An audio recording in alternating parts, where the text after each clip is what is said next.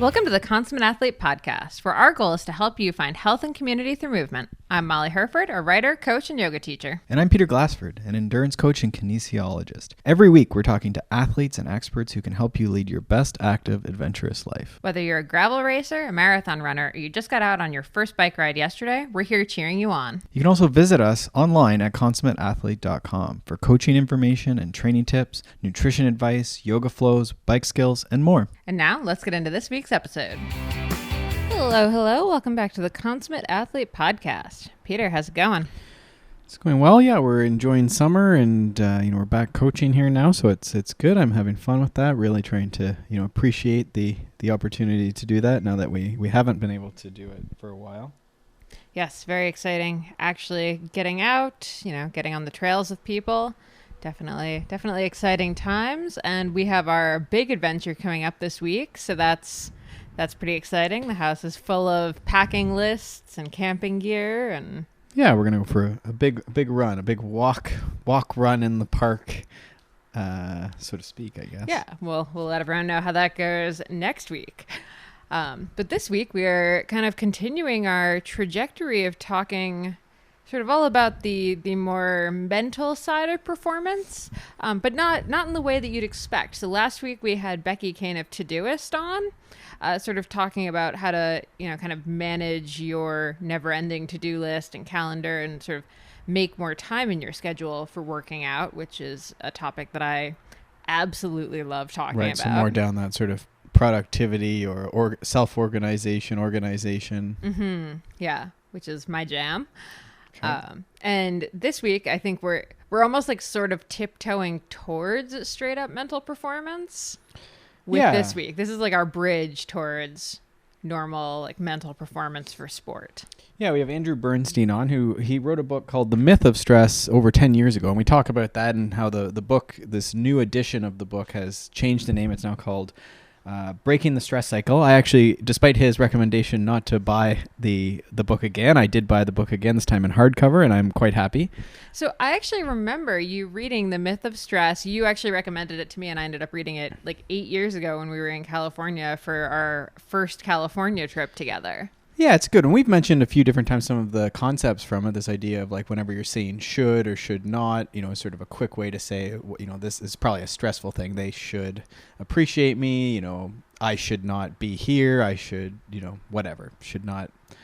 I should win this race to sure. put like an athletic point Shouldn't get on dropped. It. Yeah, exactly. So I was very excited. Andrew is a guest that I was really excited to have on and I have wanted to have on for a while just to talk through it, right? It's fun for me when we have these people on who, I've really appreciated their book, their process, their ideas to ask the questions that came up for me as we read the book and to work through some of the concepts. And I think you were pretty pleasantly surprised to realize that he actually has a bit of like a cycling. Yeah, I didn't know background. that. I found out about him through CrossFit. Actually, he had done some presentations. He's done presentations for Coca-Cola and some of these really big companies. CrossFit is a pretty big company, I guess, as well. So he's worked with the athletes, the CrossFit athletes.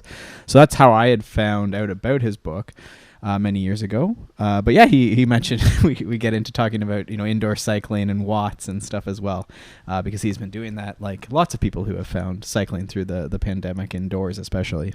Mm-hmm. Yeah, so I'm pretty excited for everyone to listen to this. I know, everyone could use a little bit of a new way to look at stress. Let's be real here. So even if you don't feel like a particularly stressed out individual, I think you can still definitely get a lot from this episode. Because, it's not just talking about stress where you feel that, like, tight chest, heart racing kind of stress. We're talking about, like, the everyday. Well, it could be any of these things, right? The reason I think I like this book is because it goes through, like, pretty much any example you can think of. Marital, work, workout, fitness, health. I shouldn't be sick. I like that you went to marital first. Well, it's a common one, right? But, parents is another one. There's all these ones. So it goes through a lot of different case studies in the book. And then we also talk about, he has a website as well that you can go through, and it's great. We talk about it a few times. The Resilience Academy. And so it's another place you can sort of work through these things, right? And there is a worksheet it's in the back of the book. There's free versions you can probably find online and through the Resilience Academy. But that's what this is. This active insight is what he calls it. And that's the process that the book goes through, is this 7-step system, stepwise process where you're working through this concept. I should not be, I should be rich. Right. And then we look at that and turn it around and go through these 7 steps where we look at how we're thinking about that thought process. That's that stressful item. Love it. Yeah. All right. Well, without further ado, let's get into this episode with Andrew Bernstein. You can head over to consummateathlete.com when you're done for show notes, links to everything we mention, and of course, the link to our Inside Tracker page where you can get 25% off everything in their store. So definitely check it out at consummateathlete.com. And now enjoy the episode. Welcome back to the Consummate Athlete Podcast. I am very excited today. One of my favorite books, one that we've referred to on the store. I'm going to start again. Welcome back to the Consummate Athlete Podcast. I am very excited today. We have an author that I have been just the biggest fan of his books over the last 10 years, and he has a new edition coming out that we're here to talk to him about. So Andy Bernstein, welcome to the Consummate Athlete Podcast. Thank you, Peter. Thanks for having me. Now, I wanted to start, your book, the new edition, it comes out today, Breaking the Stress Cycle. Do you want to tell me, a bit about it, why the change in name, and what is it all about? What can I expect as a fan of the book? Yeah, so it came out 10 years ago, as you mentioned. It was called The Myth of Stress. And when The Myth of Stress came out, there's this big, for people who haven't seen the old jacket, there's this big red starburst on it that says, stress is very real, but what causes it and how to eliminate it have been greatly misunderstood until now. So I thought calling it The Myth of Stress was sort of provocative, the myth of capitalism. Ooh, what's that? But actually people thought I was saying stress is a myth, and I don't want to read that book, F you. So I wanted, when the publisher called and said hey, we're going to come out with a new 10th year edition in paperback, I said, well, could we change the title? Because for 10 years, I've been explaining to people, actually, stress is not a myth. And it gets in the way of people actually some people engaging with the content, which is a different way to understand how stress works. There is a myth here. It doesn't work the way that we think we've been told. And I wanted to just sort of put that front and center. So breaking the stress cycle just makes it a little bit clearer. I teach people not how to manage stress, but how to eliminate it at its source. And we can talk about that, which I know you know all about it, but let's talk. Well, I don't know all about it. I'm curious about it. I have questions about it. But obviously a big time, all the articles over this last year, over the pandemic and stuff have been about stress. So is that part of it? Or is it more just, 10 years the world changed, a fair bit with the internet and everything else? Is it a culmination of those two things or what's? I think it's mostly the former. I think it's mostly that the amount of stress this past year has just been astronomical. For everybody, no one was safe or spared. And if you didn't have a toolkit to help you deal with the pandemic and all of the consequences of shutdown, and I'm talking to you from New York City, where we've had our own experience with quarantining and lockdown. If you didn't have a good toolkit, you couldn't come out of this past year without realizing it. So a book like this, I think the publishers rightly said hey, we should probably remind people that this is available. And so here it is, but it's just meant to give people a better resource for dealing with their challenges. You say we should stop managing stress, and that's sort of in line with what you're saying here. And what comes to mind is it's almost like with first aid, right?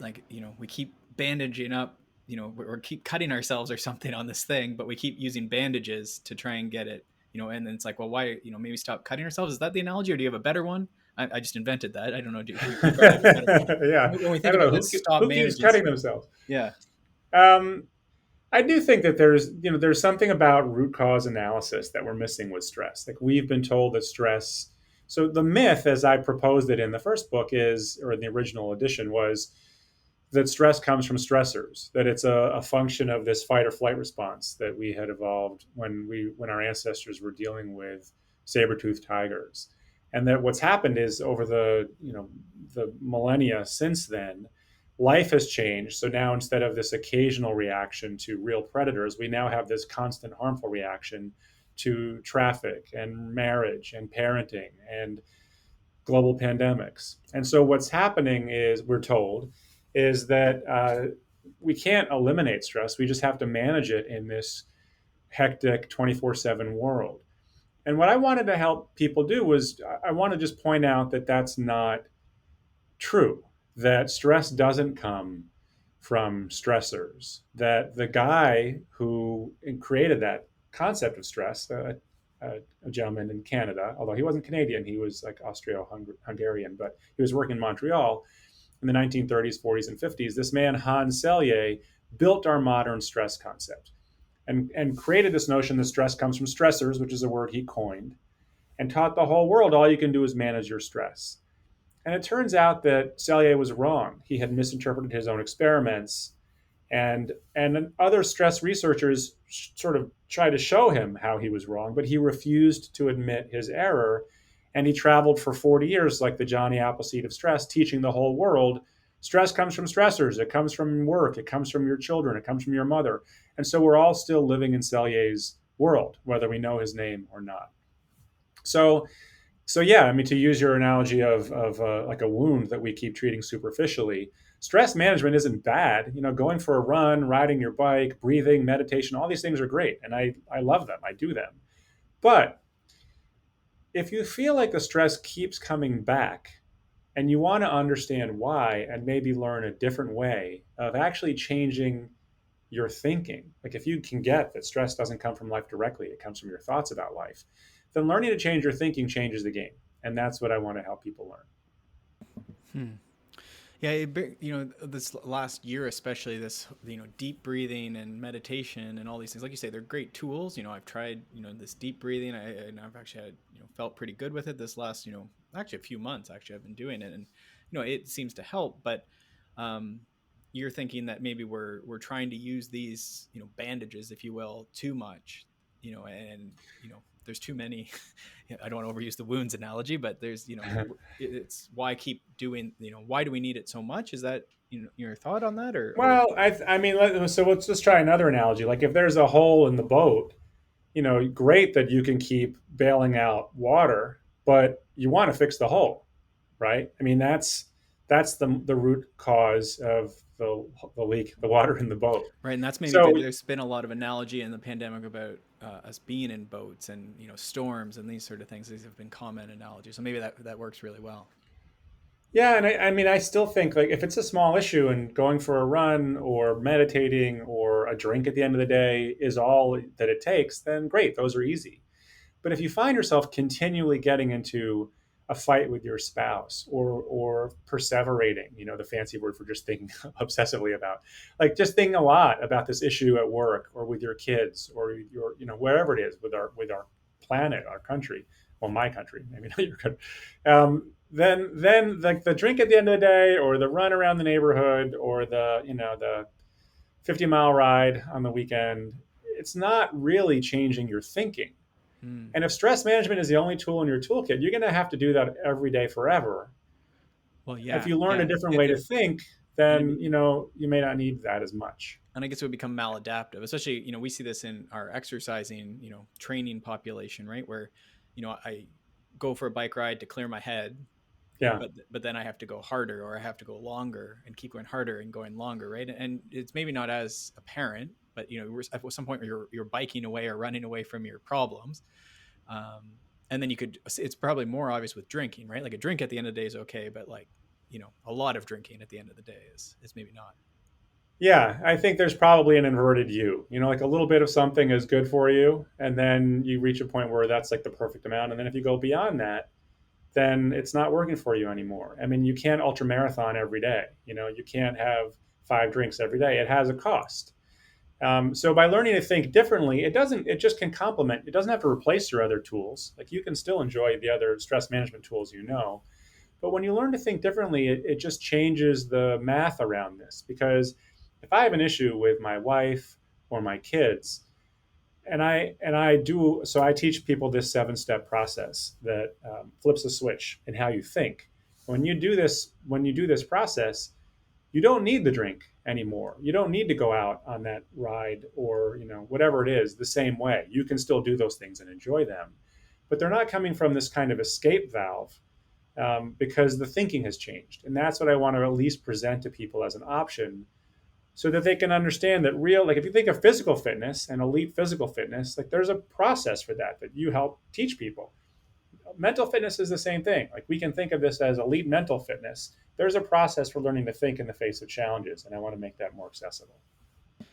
And I think like a lot of processes, Molly and I were just talking last night sort of in preparation for this. And I think often when we get into sport psychology or, psychology or any of these elements, the analogies often, I think, deal with like that super stressful day at work, or you're about to get divorced, or the race day, especially with like sports psych. But I think, that would be weird for me as a cycling coach to start, only talking about race day or only dealing with race day. It's we have to do this in training. Right. So do you think in the same way with these, tools for stress or your 7 steps, for example, is it worth thinking of these as a training process that you do, maybe even with easier, topics to start? Do you think it's worth thinking about it that way?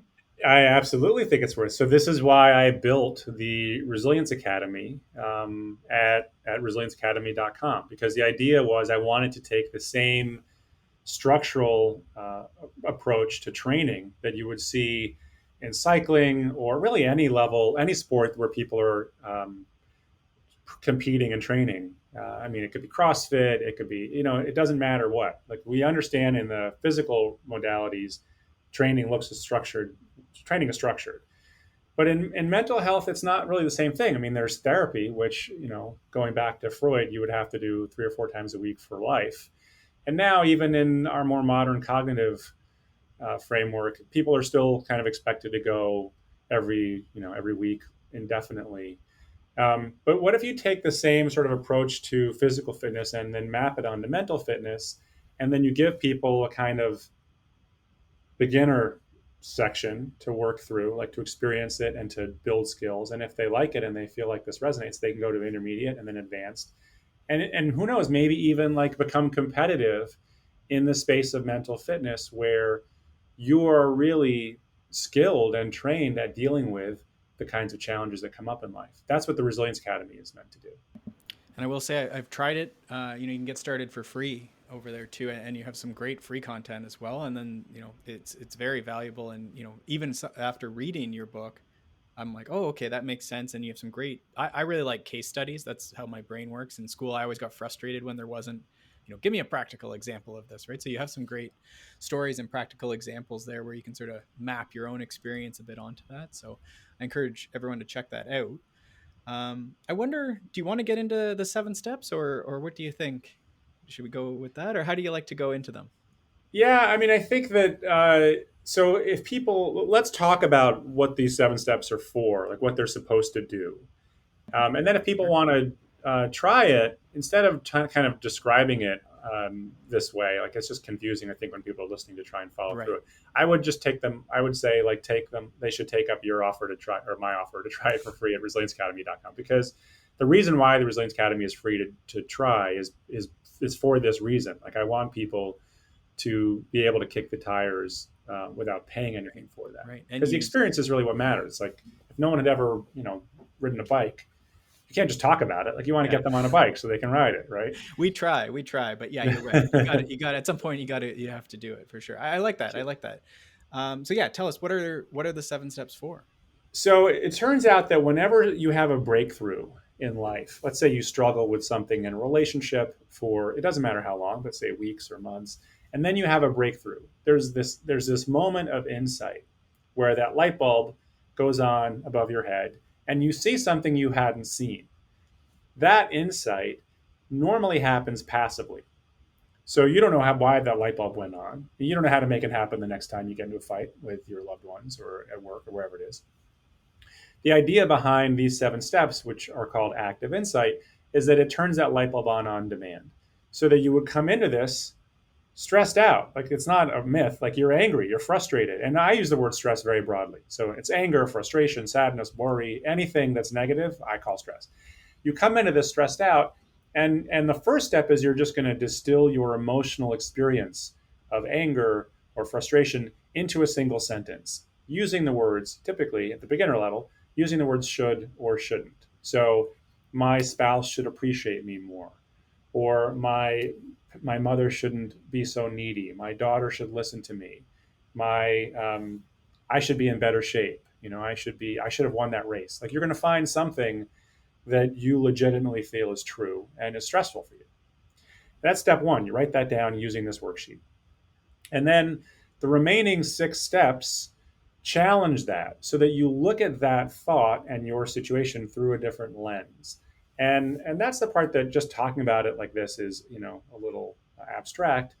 But really, it's sort of like a process of it's a reframing process where you're going to test the validity of your belief in a very specific way. And that's where it's surprising, because you people who do this can have an insight that completely turns their thinking on its head.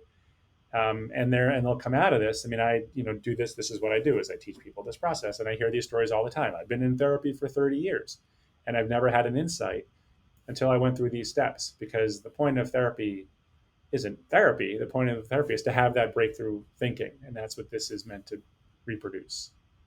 Not that I have anything against therapy. I'm just saying, like, Well, no, there's different things for different people, for sure. yeah, And I like that. I like this. You're almost like actively pursuing, you're saying insight. You could almost say like it's like a paradigm shift, right? Like, I believe this, so much that I was angry at this person for telling me that I sucked at work, or I, whatever. And I was so sure that I was right, I guess, yeah, right? Or yeah, they shouldn't have said that to me. And then we look at the opposite. And then, so that's interesting. I never thought about, as much as I liked it, I never thought about it as like you're shifting that paradigm or that insight. You're getting insight into an alternative interpretation, right? yeah. And in that, an insight, that kind of insight is a natural function of our mental operating system. Everyone can experience insight. We all have the ability to sort of think again and reframe our thoughts. It's just rare because we want to be right, and so we can spend our lives wanting to be right in our marriage, or with our coworkers, or in our community. And I think one of the first things that this process asks someone is, do you want to be right, or do you want to be happy? Because if you want to be right, then a process like mine, like active insight, is not appropriate yet. Um, you know, there are times in my life where I wanted to be right. And I wasn't interested in insight. I wasn't interested in peace of mind. I was interested in being right and trying to change everybody else. And that's okay. It's just eventually, you may become open to realizing that it doesn't always work. Like, you can't always get everyone to do things the way you want. And then having a toolkit to change the way that you think and then approach the situation differently could have value. What I've seen the question, but even just you saying it there is just, what a question to just sit and think about for a second. Do you want to be right, or do you want to be happy? Yeah, I mean, if I were going to say, I'll give you a little pro tip. Like, at more advanced levels, do you want to feel right, or do you want to feel happy? Because you're not actually right. I mean, when you think like, my wife should appreciate me more, so I'll kind of share one more step from the 7 steps, which is, you're going to flip that thought in a very specific way. Like, my wife should appreciate me more in step 1. In step 4 becomes, in reality, she should not appreciate me more at this time. And then I'm going to look for proof for that. Why is it true that in reality she should not appreciate me more at this time? And the mind that wants to be right will just say, well, there's no truth. She should appreciate me more. Look at all the things I do for her. Like, I'm an amazing husband, whatever it is. But if I'm interested in peace of mind and not in being right, if I see the cost that my desire to be right has in my life, in my marriage, with my peace of mind, my health, my ability to compete, I mean, everything is connected physiologically, psychologically. Then in step 5, I'm going to look for proof for this crazy idea. In reality, she should not appreciate me more at this time. And again, this is where the training comes in, because you're going to have to learn how to do this and what that means and how we're using language. But someone who's good at that, even at a beginner level, might come up with things like, well, in reality, my wife should not appreciate me more at this time because she's busy. She doesn't know what I'm doing right now. That's so wonderful. And I may not be doing the things that she actually cares about. I may not have asked her, what are the things that I can be doing that would make you appreciate me more? Like maybe I'm doing things that annoy her, or I need to do other things that would have more value in her eyes. I'm not having conversations with her that are open and honest about both of our needs, right? And we haven't built that into our marriage. Let's just say hypothetically. That could be why, in reality, she should not appreciate me more than she does at this time. So this process takes that experience of coming into this contracted with a belief, and then kind of diving into it and looking at something else, and coming out of that expanded and seeing the truth more fully. And it really is, I think of this as like a sport, where we have all these, there's just so much stuff happening online about mobility, right? And physical mobility. But this for me is about mental mobility and being able to move your mind so that in your marriage, with your kids, with our world, with politics, with the things going on around us, we can actually stay fluid and flexible and happy. We're just taking a quick break from today's episode to talk to you about Inside Tracker. So you want to take charge of your health and wellness. That's why you're here. You're trying to do all the right things for your body to get more energy, better sleep, and a healthy immune system, and you probably want to improve your performance. And of course, live a healthy, adventurous life for a long time. But it's confusing out there. There's so much information and misinformation, and what works for someone else might not work for you. You want a clear picture of what your body looks like on the inside, a clear measure of whether your diet and exercise choices are helping or hurting, and a clear idea of who and what to trust when it comes to health, wellness, and performance guidance. Founded in 2009, Inside Tracker is the ultra-personalized performance system that analyzes data from your blood, DNA, and fitness tracker to help you optimize your body and reach your health and wellness goals. The recommendations that come from the analysis are ultra-personalized, and you can choose the ones that are most compatible with your lifestyle. Each recommendation is directly linked to a peer-reviewed scientific publication. And Inside Tracker doesn't just show the normal biomarker zones, they show you the optimal biomarker zones and numbers that are best for your body. And now, for a limited time, you can get 25% off the entire Inside Tracker store. Just go to insidetracker.com/consummate. That is insidetracker.com/consummate. All right, now back to the episode. The idea of a paradigm shift, what occurred to me was, as we came into the pandemic, we were actually in Spain right as it was happening. So like Barcelona, like I don't know if that was really epicenter. I mean, China, I guess, but like it was getting pretty hectic there. Yeah. So we flew back actually to Newark, and so it was like really hectic, like probably some of the couple most hectic times in my life. And it was so interesting. We were able to, once we got home and we're otherwise safe, just how things changed for us. In the almost a blink of an eye, but over the course of a day or two, from, you're grumbling about work, or this person should do better with this, or, all these should statements we're talking about, to it just didn't matter. Mm-hmm. Just complete like paradigm shift of like, I don't even know what I was mad about. And it was the most, we talked about in some cases, like we were talking about it, like most of what we were talking about during the day were these like stressors, Mm-hmm. like, as you say, lack of a better word. And then that paradigm came. Do you think that there's been, at least at that period, a year and a bit ago, do you think was there more openness to this idea of paradigm, or more space even to explore some of these stressors? Do you think, did you see that in your work as you early in the pandemic? I think it depends a lot on the individual's experience over this past year. There are some people who recognize that they had it relatively good compared to the really tragic stories that unfolded and are still unfolding in other parts of the world. And those people who felt relatively lucky or fortunate, I think, had what you're describing, where they felt like, well, I'm not going to complain about the little things in my life because look, we're doing, by comparison, we're doing really well. But then you had, 600,000 people died, in the U.S. I don't know what the number is, a couple million over the whole world. Like there are people attached to those lives or deaths who have had like a completely different 14 months, 15 months, and and it'll always be different. So now, like here in the States, people feel like, oh, we're coming out of this thing, and then everything's coming back to normal. In some of the southern states, it looks totally normal. People are living life as if this never happened.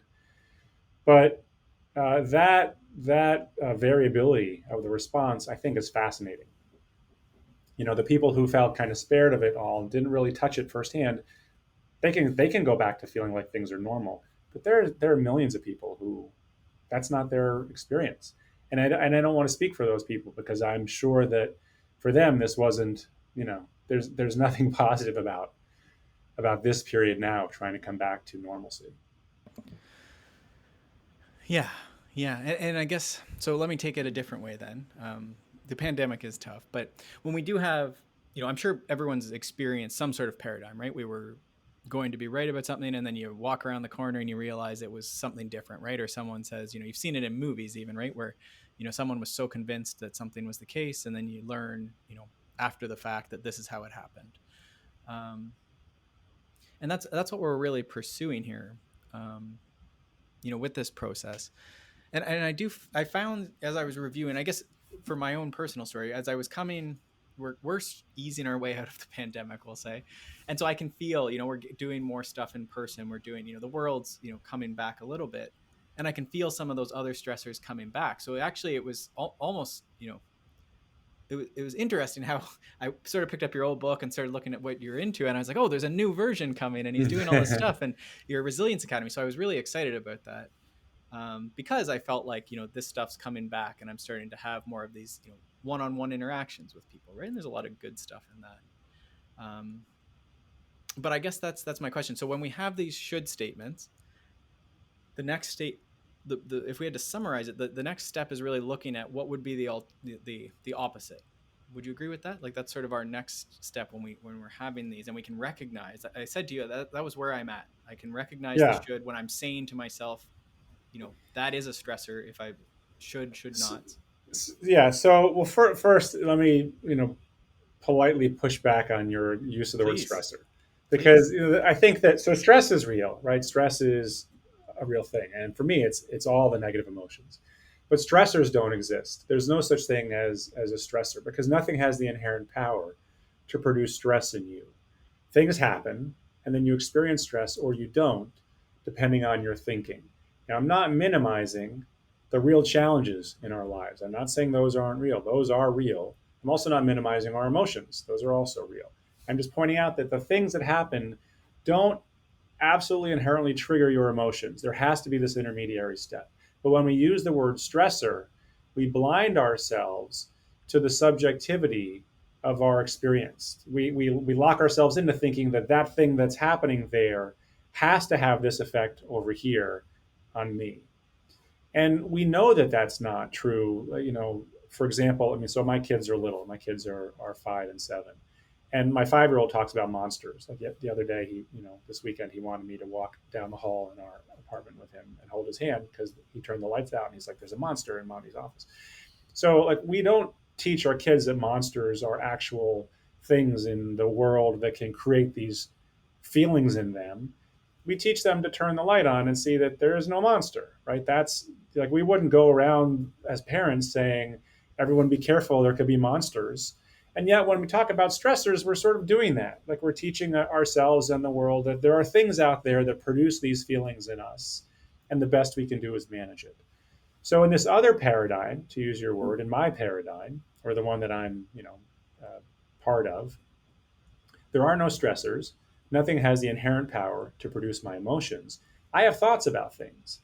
And if I don't like the way I'm feeling, I can look for the thinking and then challenge it. And what you're describing this part of the worksheet that flips our thinking on its head, you start with that stressed out thinking, and you learn to, you could say, falsify it. The fastest shortcut to peace of mind whenever you're stressed out would be to stop and say, is there any way in which what I'm thinking may not be true? Like, can I see how what I'm thinking could be false? If I think, like, I should weigh less, could I challenge that? Like, how could that be? Well, in reality, I should not weigh less at this time, because I joined a gym and don't go, or I'm eating for taste instead of the effect on my body. I haven't studied nutrition.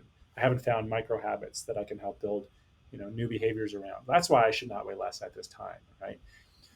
So what we're learning to do with this isn't manage stressors. It's to challenge the way that we see the truth around us, if that makes sense. I think so. I think that's exactly the idea, right? And it's, I think, the Yeah. sense of how do you see busyness relating to stress? This idea that like I'm so busy, I shouldn't be this busy. Um, Well, yeah, I'm so busy. I mean, people love to it's like I don't know, at least in the States, that's like our religion, yeah. Well, the you religion have of to be being busy busy. or else you're slacking off. But Yeah, then I you're mean, you're also not upset because you're American. so, yeah. I don't know about Canada, but in Oh, we're America, like that too.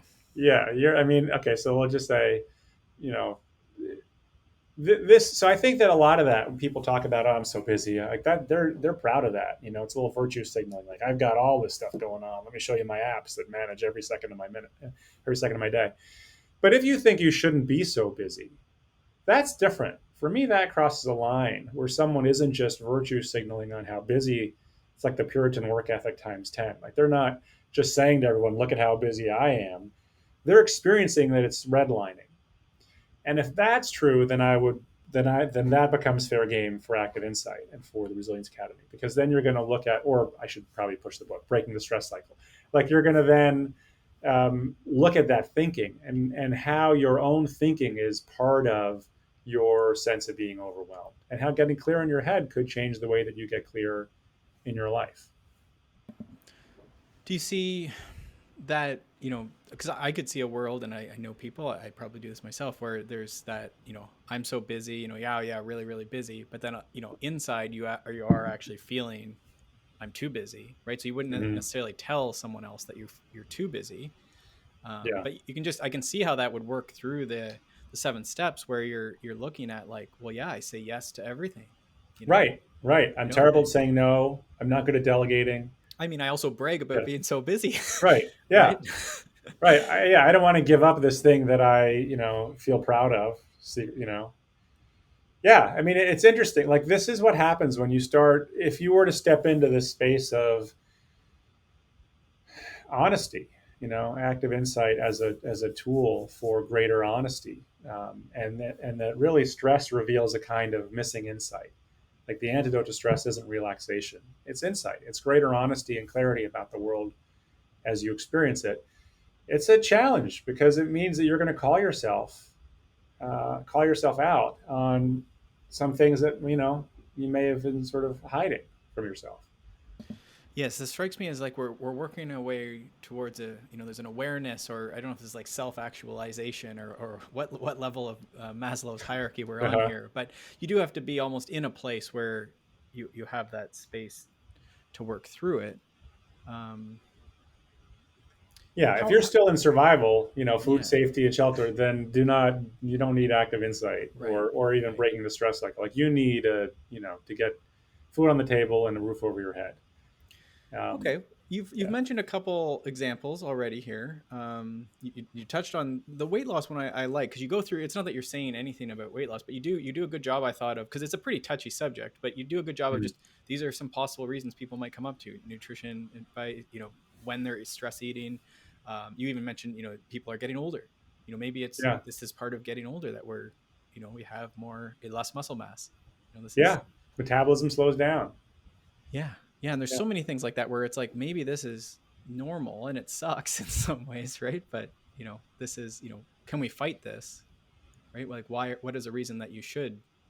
Right. And that's, so I found that one was really helpful.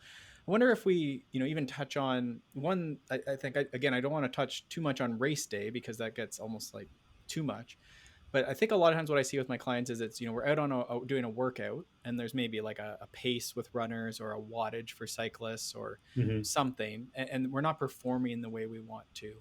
We're going up a hill and we're going too slow in our mind. I should be going faster, right? I Hmm. should have done better on this workout. Um, Maybe, would you humor me, and let's go through, even just a couple of the steps then for that, so we know, okay, we're going to say, I should not, in reality right now, I should not be going this fast. And then what might that play out then after that point of the stepwise process? Well, so I mean, let's pick a sport. Do you want to do running or cycling? Let's do cycling. Sure, So that's my let's say, I did the race. I wanted a certain time. So give me what length race are well, we? let's stick with workout. So today I was out doing a workout and I was going to go up Okay. this hill 4 times and I was Yeah. going to do 300 watts, but I only Yeah. did 290 and I felt really bad. It felt harder than I thought it should. Yeah. So if my head doing that thinks like I should have done 300, 4 times, and I'm going to look at why in reality I should not have done 300 watts today at this time. I'm gonna do a kind of post-mortem to look at, it could be nutrition, it could be weather, it could be whatever training protocols I've done or not done, whatever, sweet spot training, endurance, like anything in there. I mean, I've got Trainer Road, I Oh, ride good. on my bike You know here. what it's all about. There you go. You got Yeah. terminology. Well, that's Yeah. it, So, right? And so there's right. But a zone. Maybe you were in the zone, and people sometimes like key in on 300 because it's a round number, but it's like no, the zone was 280 right. to 320. You did 290. What are you Yeah. freaking out about? Yeah. Well, but what the beauty of sports in our sophisticated current coaching universe, whether it's gymnastics and you're watching Simone Biles, or whether it's cycling and you're watching people who are, I mean, now like the coaching power I have with Trainer Road on my phone, I shouldn't be plugging Trainer, but like whatever with Swift, and like I've got a kicker over here, like the tools that we have all reinforce the reality that if I don't get the results that I want, I can look back to the training and see why, right? And so if I finish a race and I didn't win, I don't really in competitive sports I can't really say I should have won, because I can see exactly why in reality I should not have won today, because the competition was better. They maybe they were doping, but like there were reasons why I can see why in reality I should not have won. Competitive sports don't give you the luxury of being ignorant. Like everything is identifiable in the post-mortem. And if you don't know why you didn't win, you can get a coach. I can call you up and be like, well, Right. here was my race. Why didn't I get to 300 watts? And you can say, well, talk me through your training, and then you'll figure it out. You didn't spend enough time, building up, at the lower end of the aerobic spectrum. Like you need to build more of your base here. You didn't train for this hill that way that day, and you didn't peak here. That's reality. And if I think I should have won or I should have hit 300 watts, I'm not seeing reality. And the antidote is not escaping. Like I can go have a drink, but I'm still not seeing reality. The antidote is getting honest. Right.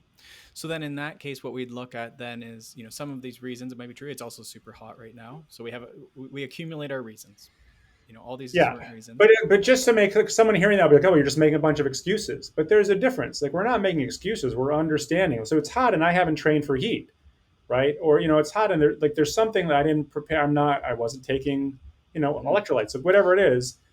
But it's not just it's hot. And like I'm not making excuses off the top of my head. I'm looking for an analysis of why I didn't get the outcome I wanted. Mm-hmm. And I want to make that analysis as thorough as I can, because that's going to be my training laundry list going forward. Right. Because we're trying to create like some of those next steps are working on like what we might take action on. Right. Yeah.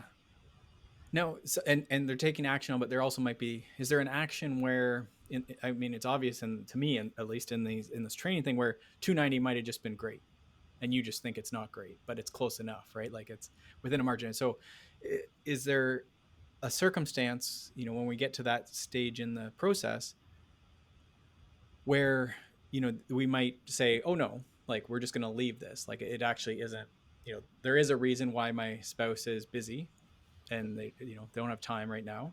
And I'm just going to chill out. Is that a solution? Like sometimes you just time heals all. Yeah. Did you say time heals all? Yeah. I think, something like that. Yeah. No. So no, time does not heal all wounds, because we know people who've carried grudges forever, right? Time.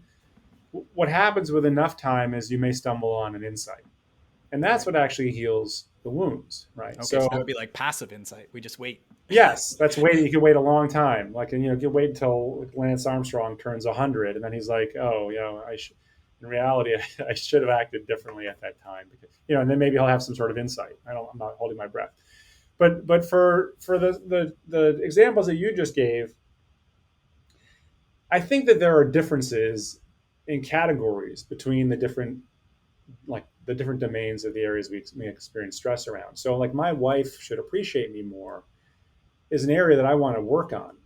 So I want to invest the effort in getting good enough at seeing the truth there that I can have a healthy conversation and a healthy marriage. But let's say if I think that I should win the Tour de France, or that I should be able to dunk a basketball.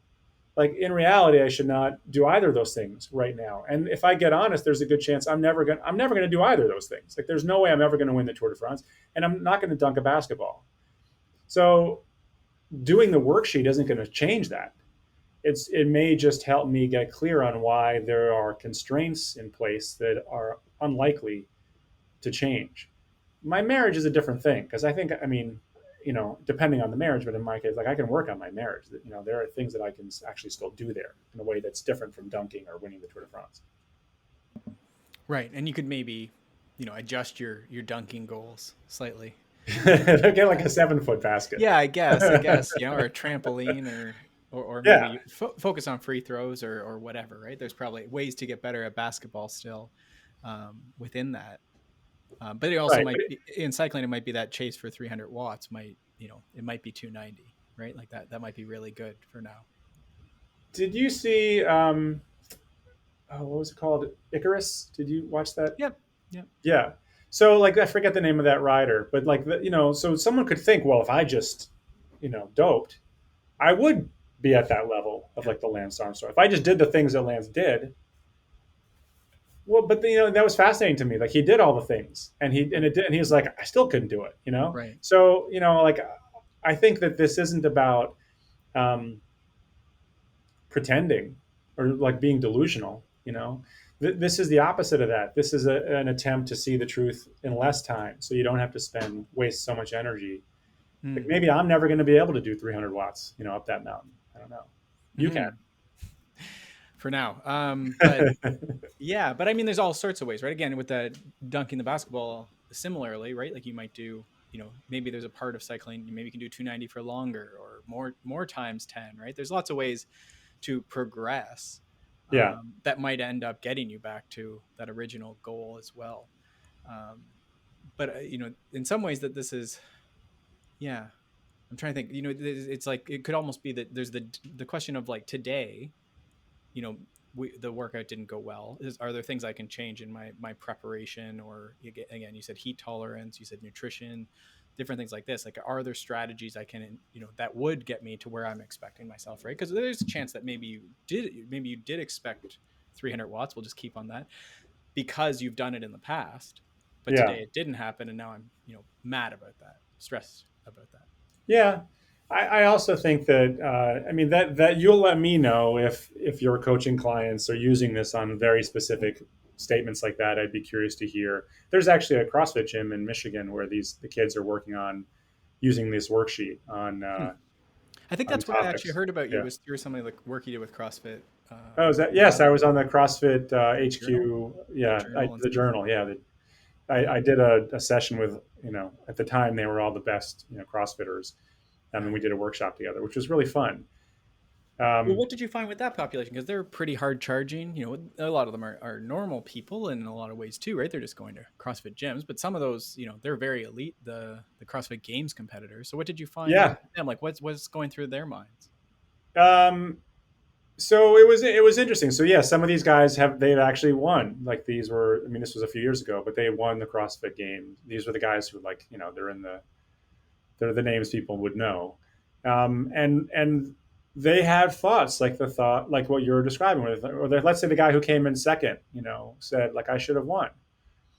And seeing why in reality he should not have won at that time was eye-opening for him. Like he realized that he didn't have, in this particular case, I won't name names, but he realized like he didn't have like the structure, the frame that the guy who won. He was shorter, and there was nothing, like there were just things that he could identify as making it harder for him to win. And seeing that brings A, peace, and B, a different set of things you can try to change for the next race or for the next competition. But that post-mortem and that increase in sort of reality and honesty and accountability is always a faster way of improving. It's just rarer because we tend to spend so much time stuck in this cycle of beating ourselves up and then the sort of delusional confusion of thinking it shouldn't have happened the way it did. But yeah, these guys, as you said, they're wrestlers, they're former military elite. Like these are hardcore guys. They're not touchy feely guys. Right. That's exactly it. Yeah. But that same type of person could go back to the gym, and just do the same thing for another year. Yeah. And then come back and become second again. Yeah. Right. Because all they did was the things they were good at. Right. Right.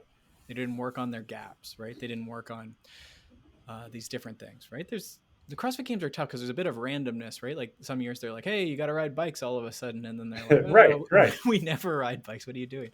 But that would come up in that worksheet, so like in reality, I should not have won this year because of that randomness, because like the things that happen to get picked are things that I'm not going to be as good at everything as everyone else who's competing. Like we each have strengths and weaknesses.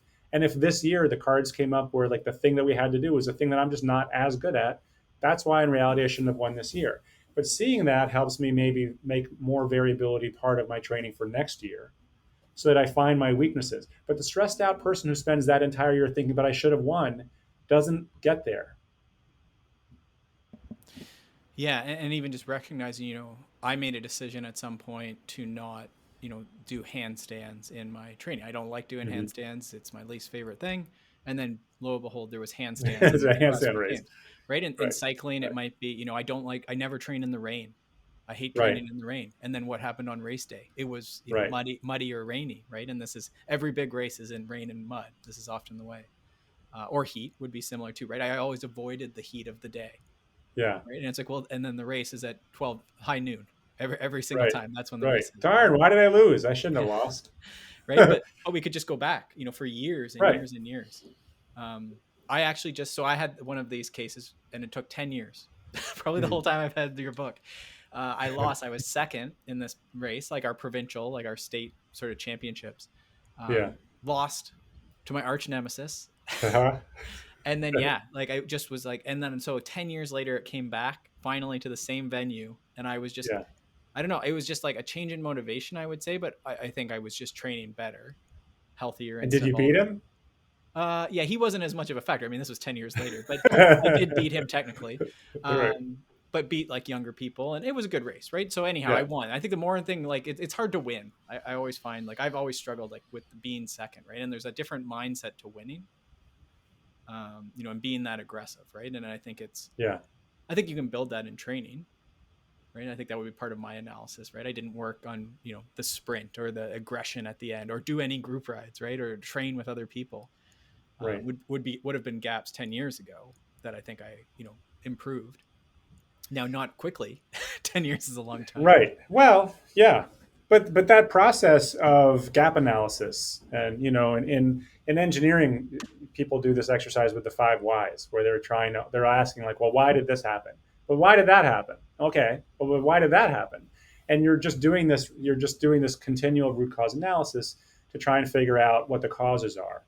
And it's not about excuses. We wouldn't call that justification. It's just understanding. You're trying to bring as much clarity and insight to this engineering problem as you can. And the same thing is possible in our personal lives. If I'm gaining weight as I get older or something changes in my, race performance or whatever it is, I can bring the same level of honesty to it. I just need tools that make that practical. Do you find, there's a worksheet to work through in the process. Do you find that people over time, does this becomes more automatic? Yeah, actually pretty early on. Once you've gone through this worksheet a couple times, you start doing it in your head in funny ways. So like this little mental flip that you make, I don't know if you experience this, but like many people, this happens to me, and this also happens to many people who I coach and work with. They find themselves doing this automatically. And for little things, that's great. Like you realize why in reality my daughter should be getting angry at this time. Like she's 7, she doesn't have the toolkit, she doesn't have her brain doesn't develop. Like there's reasons why children get angry and throw tantrums in a way that when they're older they're less likely to. So you'll start making these quick um, kind of course corrections. But what I tell people is don't rely on that exclusively, because when a bigger issue arises and you find yourself, spinning your wheels and thinking, "Man, this shouldn't have happened," and it doesn't resolve itself quickly and on its own, I still get out the paper worksheet, or the online version. The Resilience Academy has an online version, because going through all 7 steps is a much bigger experience of insight. And what happens over time with that is that it's not that you do it in your head, it's that you just do it less often, so that it can be weeks or months before you need to really do another worksheet. But then when it's time, I still think do it on paper, because it's a Right. bigger aha. Right. And I think that's the same way, in physical training, right? We would go through, even, the best basketball players are going out and going through, their drills and their, the simplest of motions, right? It's mastering the basics, right? Mm-hmm. And I can see with some of this stuff, when you're going deep on some of these topics, weight loss, we talked about, where there would be a lot of different, like, why might this be true? Your answers there might be a lot. I might end into your 5 whys, right? You might have to go a little deeper, and even writing, I guess, might be part of that process. Yeah, I think weight loss isn't even that deep for most people. Like but if you start working on politics and discrimination and racial unrest and what's happening in not just America, like all over the world right now, um, those are big issues, and it's not going to be one worksheet. But what you find is you start doing one, is something else comes up, another belief, and then you try tackling that one, and then some other belief comes up, and so it's not meant to be a quick fix, which is another reason why I like the training sports modality as Sure. a comparison, because it's not like you're just gonna have one coaching conversation and then now that's it, you're great. Like there's always more stuff that you kind of want to work on. And to our 300 watts thing, it's usually, a lot of times what I see is when it's something like that, it's like, well, how many times have you done that workout? And it's Right. like, oh, this is the first time, and I'm really Yeah. angry. And it's like, well, Yeah. Yeah. well, you probably do that for 5 years or so, and you'll get it, right? Like that's the Right. idea, right? It should be in the try it a bunch of times, see what happens, the pacing, all this stuff. This is the pursuit, right? Of Yeah. practice. Yeah. Right? I like that. I like your analogy of the mental training as a practice, right? Yeah, and the surprising thing is, I'd be curious to if this rings true for you, and if you think your listeners would agree. But if part of what you're trying to do is optimize your mindset for race day, yeah, you want to work on like the wattage and all the right conditions and the heat tolerance and all that. But also, like, what about working on the thoughts you have about your marriage or about your job or the world beyond the race? Because the stress that you're experiencing in your non-race life, it's the same body. Like it affects your life. No, and that's our And, idea with the consummate yeah, athlete, right? Like it's the idea that, especially as middle-aged, what we call these masters athletes, that's yeah, everything, right? Like, yeah, the training helps for sure, but the healthier, and healthier as a all-encompassing term. If you're sleeping yeah. better because you're not sitting there stressed out, and what was your word off the top? I have to remember that word you had for thinking about stuff. Perseverating. Yes, that's me, perseverating Pete. Yeah, That's a great word. Yes, I think everyone identifies with that, and I think that's it, right? Like that's the performance we're looking for and health, really, right? yeah, and I think this, but like the sports psychologists who talk about flow and the state of, like, they're not saying everyone should have more stress. Sports people know stress is not a motivator. Like you want flow. That you want the more flow you can get, the better. Well, and And that's where that's where yeah, the, like, using the workout as like, I'm gonna just beat the stress out of me is like, well, no, right, you're not even practicing the sport now, right, right? Because you're just thinking about this guy at work you hate for yeah, 90 minutes while you're riding your bike. It's like, no, you were supposed to be, I guess, thinking about nothing but like in flow and pursuing this, right? Yeah, I think that those stories of elite athletes who aren't filled with vengeance and a sort of bitter determination, they're just not. They're just sort of in the moment, feeling the swing of the bat or the rotation of their legs, and they're just in it. And thinking isn't really front and center for those moments. But how do we train for that? Like, how do we train our minds to see things as they are instead of as we think they're supposed to be? And how can training your mind like that around relationships and money and the other areas of your life free you so that when you're actually, moving your body to compete, you have an easier time experiencing flow? That's interesting to me. Yeah, it almost sounds like, preparing to get out of our way, right? I think that's Right. Right. yeah. Well, I don't want to take up any more of your time. I'm so grateful that this worked out to have you on. Like I say, you've been on the list for a while, so I'm glad it timed well with the releasing of Breaking the Stress Cycle, which is out today. So it should be ready and good to go once we get this podcast out. Everyone can check out the resilienceacademy.com. Is there anywhere else that everyone can sort of follow you along with you, or anything else you want to let us know about? I have been terrible at the whole social media thing. That's So, probably good. well, I mean, I should do a worksheet on it, if not. Yeah, But that would be I always awesome. feel like it's just a lot of sort of noise and self promotion. But if someone has questions and wants to reach me, I am going to make more of a commitment. We're relaunching resilienceacademy.com over the next couple months with a new version. I'm excited about it. Great. I'm going to start tweeting and all the things, Instagram and all that stuff. So if someone were to come to Resilience Academy and join, I will, then they'll find all the ways. If they got questions, they can ask me, and I'm happy to help. But I appreciate you. Awesome. Well, thank you again so much. I hope things go well for you with the book launch and so forth. And let's Thank you, keep in Peter. touch. Pleasure chatting with you today. Thanks so much for tuning into the Consummate Athlete podcast. If you enjoyed this or any of our past episodes, do us a solid and leave us a rating or review wherever you listen to podcasts. And check out our book, Becoming a Consummate Athlete, over at consummateathlete.com. Questions or comments? Find us over on Instagram @consummateathlete, and we will see you next week.